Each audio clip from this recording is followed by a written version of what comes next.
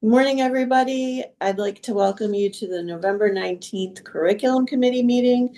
The time is 10:01 a.m. We have myself, Reverend Benchen, and Reverend Kirkpatrick present. And I need a motion to approve the agenda, please. So moved. Second. All in favor? Aye. 3-0. Okay, and I need a motion to approve the meeting minutes from September 24th. So moved. Second. All in favor? Aye. Aye. Okay, 3-0. Thank you. We have action items, updating a service agreement, quality healthcare services. Dr. Rogers? Yes, yes, ma'am. Good morning, board members. Hope everyone is doing well.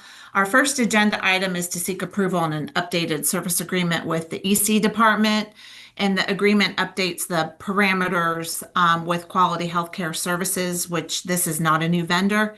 And Dr. Beecham, our director of EC, is here to answer any questions.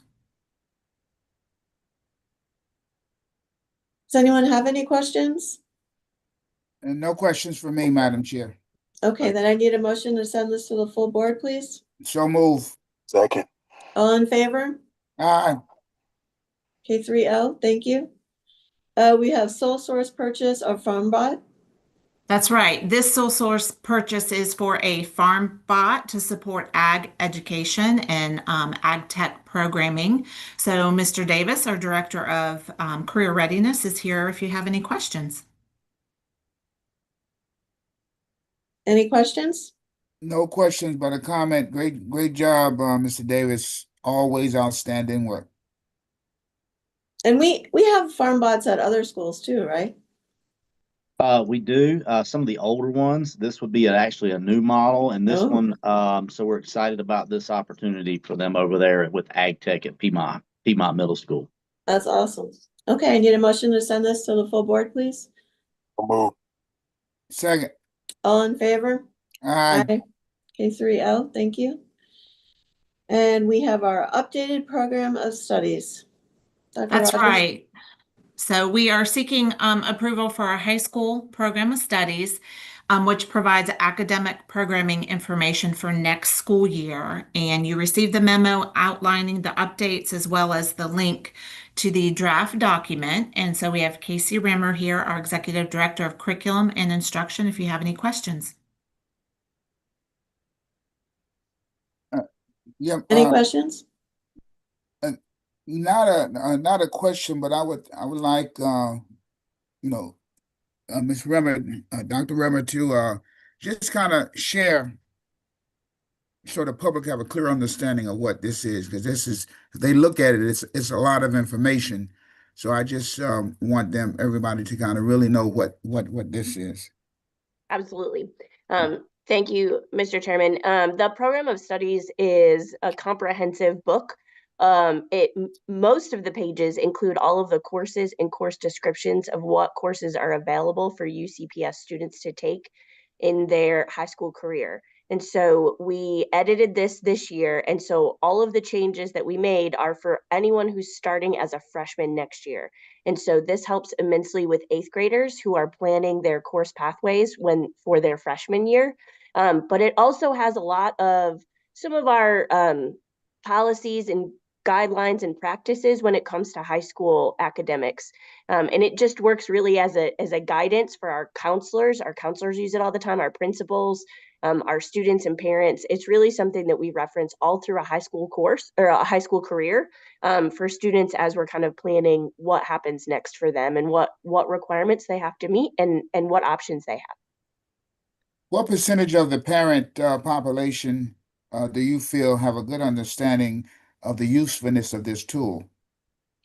Well, I do think that we do a really good job. Counselors do an amazing job of sharing the information. High schools do a great job of sharing the information as incoming freshmen come in, and saying this is a tool that you're going to use for the next 4 years, and this is yours, right? This is the one that is for your graduating class. And we also, our 8th grade counselors and our 8th grade principals do a really good job of sharing it. I know it's on the website. It's accessible on every middle school and high school's website, as well as our high school academics page. So we post the links to it in a lot of different places, so it's accessible. So when people are asking questions, they're often pointed back to one of the source links for that. Well, yes, Dr. Houlihan. Can I ask Dr. Tyson to provide some comment on this item?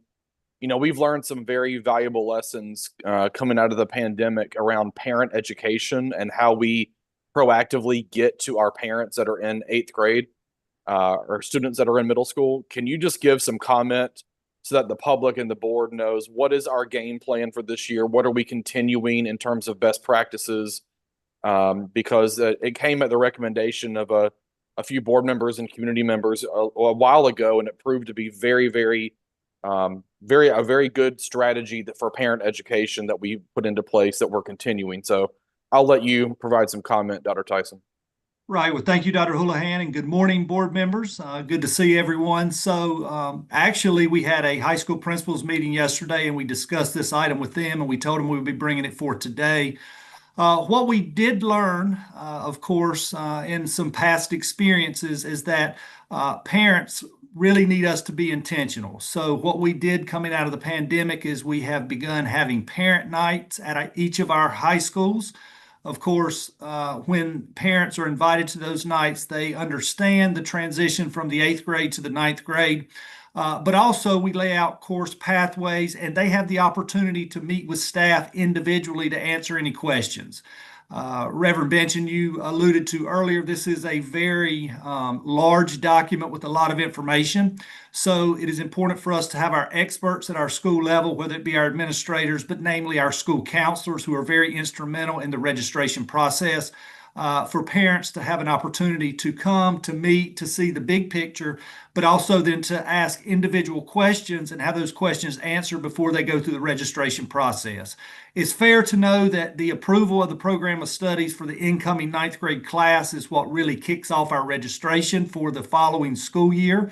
And many of you understand that this is very early in the school year, but we have a lot of work to do to register over 3,000 8th graders, and then also register every student that will return to a high schooler next year, so 9th, 10th, and 11th grade. So what I would encourage the public, what I would encourage any parent, if you have questions once you receive this information or this document, we encourage strongly for you to be involved with your child's registration process. So reach out directly to the school and they can point you in the direction of the expert.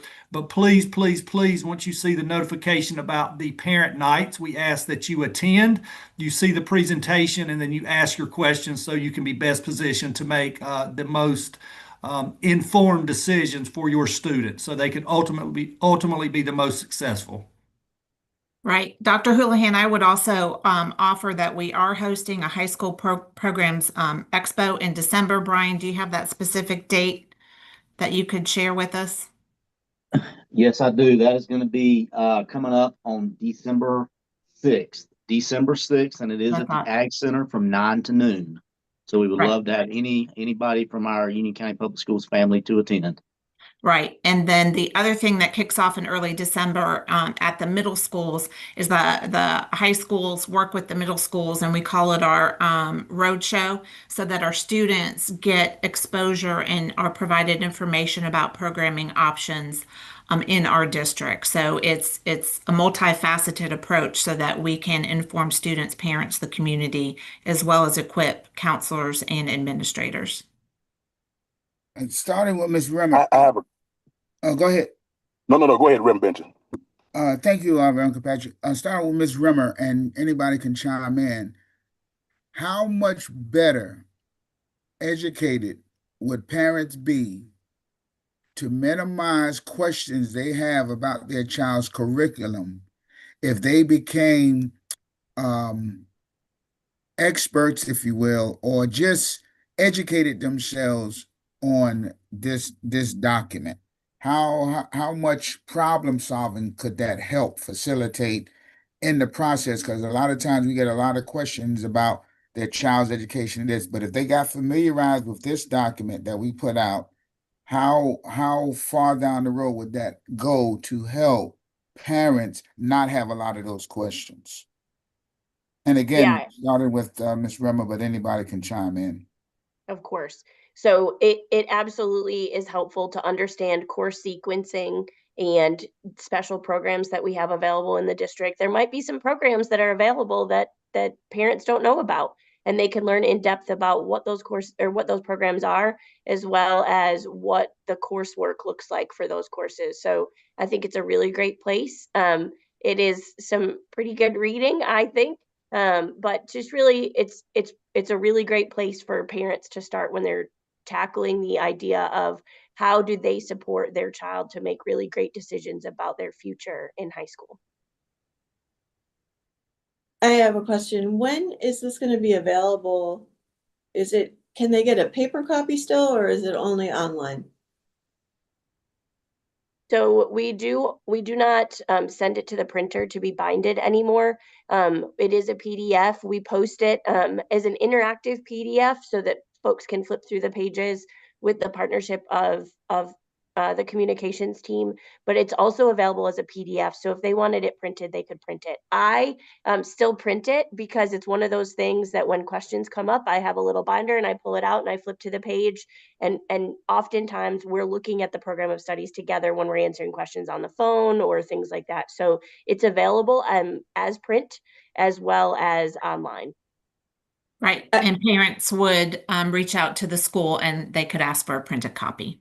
Okay. And I have to say, I've helped a friend's daughter recently with her registration, and the online version actually probably was quicker because you can search that document much quicker than, because it's a very fat book, the program of studies. It's a lot of pages.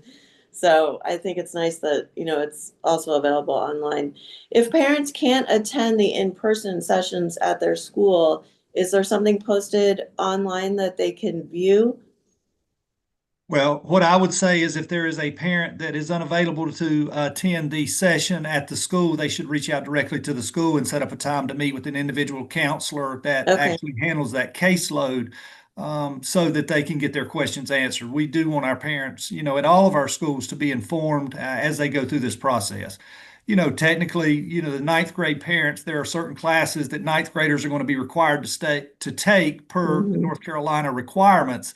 But also it's important for them to understand the trajectory over the course of 4 years in the courses that they may want to take, or the pathways specifically in Mr. Davis's area of supervision, because there are certain prerequisites they're going to have to take early on in their career. So yes, I would encourage them to reach out directly to the school and ask to speak with the counselor so they can have their questions answered. Okay. Reverend Kirkpatrick, did you have a question? Yes, a question due to concern. So the in-house events that we have had in the past have definitely been a great turnout, especially in Monroe, from our families, our Latino families. Okay.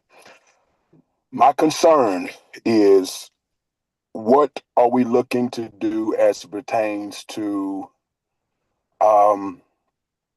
encouraging our families to attend, because with the time that we're living in, there's a lot of concern in our community, and people are very much concerned about safety and about ICE. Okay. And we want our families to participate in events, and we want them to continue to come. But this is a concern that we are dealing with. Okay. And I'm not saying that it will happen, but again, we don't know. The mayor of Monroe on yesterday did an interview expressing that he would welcome ICE to come into our community. So my question is, what are we doing to help support our families who are part of our school system so that they will continue to support and be advocates for their children, especially during this climate that we're living in? Are you talking about And in regards to the program of studies and the rising ninth I'm grader talk- meetings, or are I'm you talking speaking about- just in general? I'm talking about the meetings that our parents attend on a regular and are very supportive, because this may be a concern that preferably it will not decrease the participation of our families to attend these events that have definitely been beneficial to a lot of our families.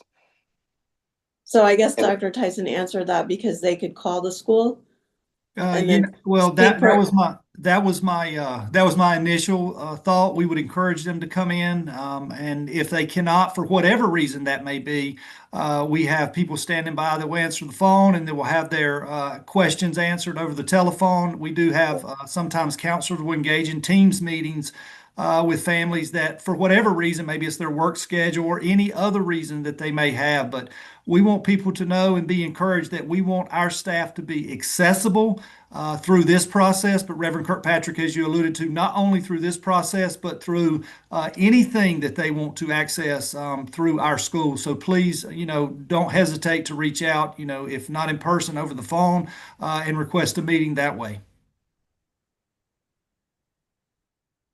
do you have another question, Reverend Kirkpatrick, or? It's fine. That's fine. Thank you. Okay, thank you. I need a motion to send this to the full board for approval. So So move. moved. Second. All in favor? Aye. Aye. 3-0, thank you. We have the 25-26 UCPS school improvement plans. Dr. Rogers? That's right. Our last item for approval are the 25-26 school improvement plans. The purpose of these plans are to support each school to make informed, data-driven decisions that lead to continuous improvement. And so I'll kick it over to Dr. Tyson to share a little bit about the plans. Right, so we are here to request approval for the 25-26 school improvement plans. Each school has created and devised a plan with the assistance of the Department of Public Instruction. We actually had a consultant that came in and worked with us on 2 separate occasions. The school leadership teams have put together plans. But really, you have been given these plans in a memo that was sent to you, I believe, last week. And Dr. Lawani, who is our Director of Federal Programs, has led much of this work with our principals and our school leadership teams. And she is here to answer any questions about the process. But keep in mind, these are, as Dr. Rogers alluded to, these are very specific to each individual school. So we are requesting approval for these to be approved for the 25-26 school year. And Dr. Lawani is here as well. Welcome. Does anyone have any questions on those improvement plans? Yes, Madam Chair. I would like Dr. Awani to kind of give a 30,000-foot overview. So again, so that the public will have a clear understanding of what we're talking about here. Absolutely. Good morning, board members and leadership team and Dr. Houlihan. So we met with our school leaders early August, and all the schools had 3 overarching goals that the district has. Is eliminating opportunity gaps, improving school performance, and increasing educator preparedness to meet the needs of every student in our district. All schools received these 3 goals, and then they crafted their action steps. We use NC Star as a platform to track our progress, monitor these goals as the school year progresses. And then they meet with their school improvement team meetings to monitor progress, determine the action steps, and it's a continuous improvement plan. So as they move towards the completion of these goals, they decide their next step. And at the end of the school year, they will come together and determine, the measures, how successful they were. Elementary, middle, and high schools, all of these schools had the goals, and they crafted it based on literacy, math, science, the needs in their school buildings, and also MTSS framework that meets the needs of every learner. Thank you. That's it for me, Madam Chair. Any questions? Yes, ma'am. One question. Where would I know we have a shortage of reading buddies. I know I was speaking yesterday to Sarah, I think it was yesterday or the day before, about how the reading buddies are needed in a lot of our schools. So where would that fit on each one of the goals? Or would that be a separate goal to help with the improvement of academics to increase the community support for reading buddies and things like that? So I will have Dr. Tyson chime in, but I will say reading buddies, that's kind of an action step to accomplish our goal. Okay. The goal is reading, improve literacy, right? So reading buddies is one of the action steps that can help us accomplish that goal. Yeah, yes, Reverend Kirkpatrick. Not even just reading buddies, but just community support, period, to help with Strengthening. I got you. Okay. Absolutely. All right. Thank you. Mhm. I have no more questions. Okay, thank you. And yes, I mean, involvement at our schools, please. I just started being a reading buddy on Monday and they were telling me at East Elementary, they need reading buddies. They don't have many people signed up this year. So if anyone's interested, please sign up at our schools to be reading buddies. There's no more questions. I need a motion to send this to the school board for the full board for approval. So move. So move. Second. All in favor? Aye. Aye. Aye, 3-0. Thank you. It looks like we do not have a meeting in December, so our next meeting would be January 28th at 10 a.m. via Zoom, and I need a motion to adjourn. So move. Second. All in favor? Aye. Okay, 3-0. Aye. Thank you. Hope you all have a good day.